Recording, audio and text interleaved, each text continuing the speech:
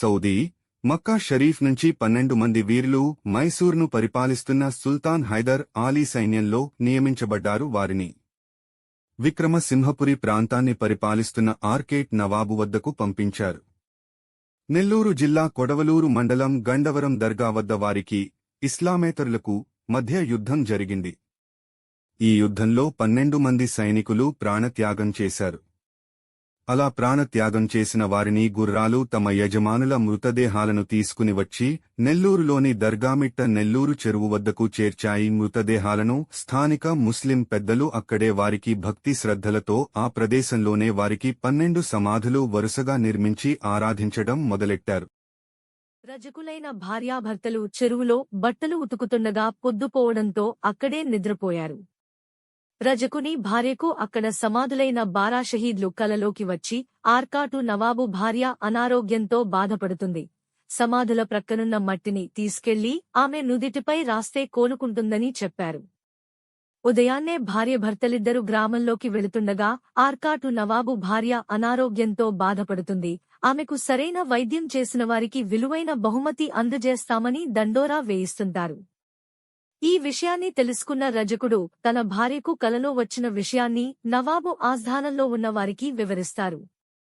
దీంతో రాజు తన అనుచరులను నెల్లూరు చెరువు వద్దకు పంపి అక్కడి మట్టిని తెప్పించుకుని రాజు భార్య నుదుటిపై పూస్తారు.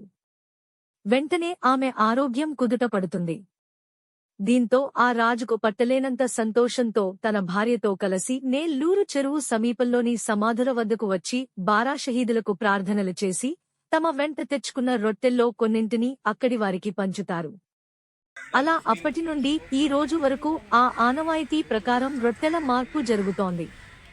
కోర్కెలు తీరిన వారు రొట్టెలను తీసుకుని దర్గా వద్ద చెరువులో తడిపి మరొకరికి ఇవ్వడం, కోర్కెలు కోరుకునేవారు వాటిని తీసుకోవడం అప్పటినుంచి ఆచారంగా వస్తున్నది.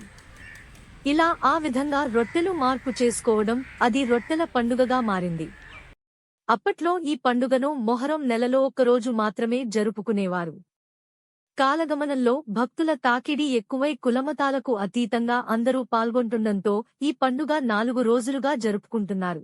As per local tradition and according to stone slate in the campus of Darga that reads in Persian, they were 12 tombs of warriors, part of first Muslim army to enter into the region and were martyred in the Battle of Karbala.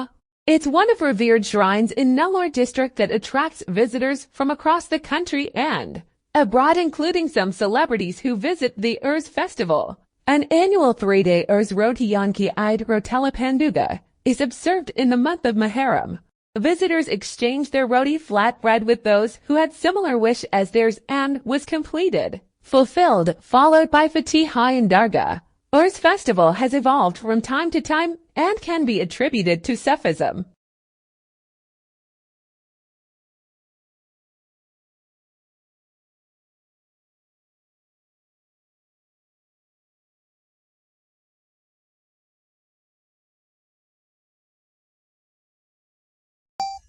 आप बोलो।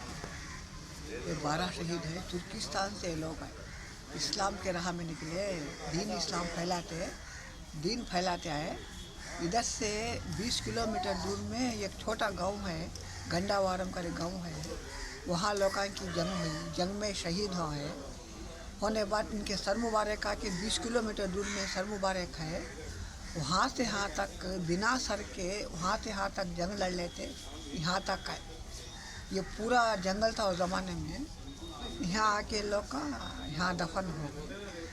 अब इनके sir मुबारक आके गंडावरम में sir मुबारक है, वहाँ में ऐसी छोटी दरगाह है, इनके छोटे छोटे मदार इस तरह के, धर मुबारक किधर है, सर मुबारक किधर है।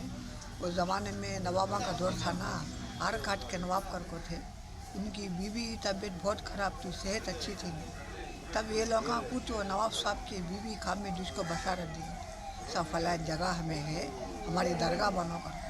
तो मियाँ बीवी क्या करो, किस्सा सुनको उजाला हो कटना को साथ बुला ले के ये पूरी दरबार बना के ये जगह पूरी आके इनके नाम कर डाले। उनके बाद बीवी की सेहत अच्छी होगी, अच्छी कर डाले, अच्छे वास्ता। उसके बाद क्या करे, घर से रोटी लेकर के उधर पानी के तालाब करने लिया को, वहाँ रख को मियाँ बीवी दोनों भी फाते दिला को, पानी में उतर को दिल में मानत कर को थोड़ा सा पानी में भिगा को वहाँ बैठ को खाए, उन्हों भी खाए, दोनों भी सबको भी बांटे उन्हों।